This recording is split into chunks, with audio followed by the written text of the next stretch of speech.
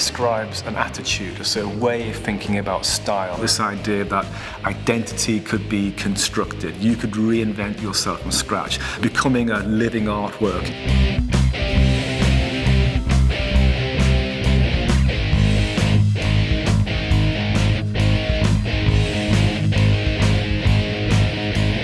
Glam in this exhibition, it really describes a historical period, the early 1970s, really from around 71 to 1975.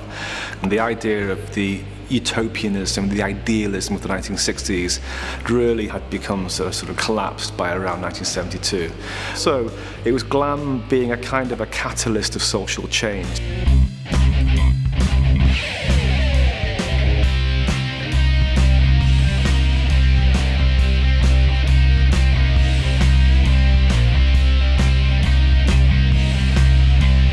This was a time when many artists were really sort of exploring ideas of sort of masculinity and femininity in their work, and this idea of trying to become both male and female at the same time was really being played out in the art. But it's also very clearly presented in glam rock, this idea of the male rocker sort of being androgynous, foppish, sort of long-haired, wearing makeup.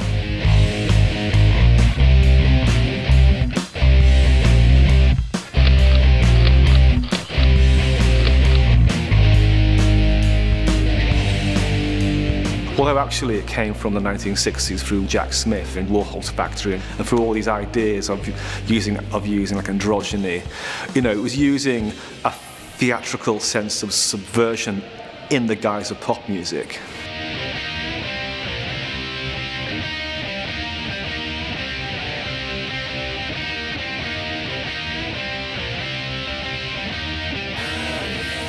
Well, I think the primary figures who are associated with glam are people like Bowie, T-Rex and Roxy Music. I mean, these are the sort of three figures. I think Roxy Music in particular are really quite an important band because they were kind of a group who were art school educated. They went to art schools, they took very seriously the idea of combining fine art and own sort of style, exclusive personal style.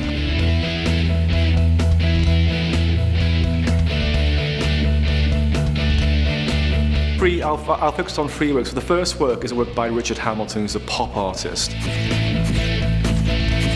It's an image of Mick Jagger, the Rolling Stones frontman, coupled to his gallerist Robert Fraser in the back of a police car after they'd been arrested for a drugs bust in the 1960s. And I think the work really is emblematic of the coming together of the realms of rock music and the art world in the late 1960s. Second work, which is a really spectacular work by an artist called Marc Bolan. It's entitled Celebration Real Life. It's from 1972. And it's a work which really transforms the gallery into a stage set, into the residue, into the aftermath of the best party in the world. The third work I want to talk about is this work you can see here by Katarina Sieverding. It's entitled Transformer. In this work we can see Sieverding, you can see her face transforming with that of her male partner Klaus Mettig, and they were kind of really testing, what is masculinity and what is femininity? How, maybe we are always at some state in between. And glam, I think, glam rock was something that really put that into the front face of popular culture.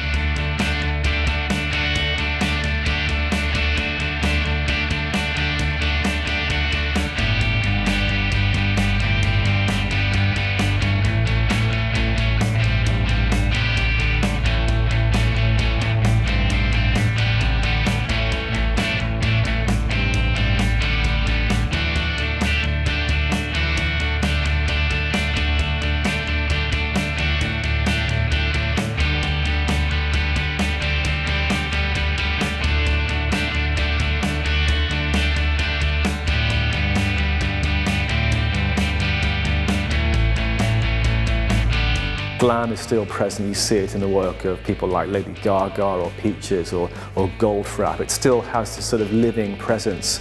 And I think what the show is really trying to show is trying to look back at the 70s and what was it that made the glam era such a fruitful time for popular culture. Why did it create a style that was so long living?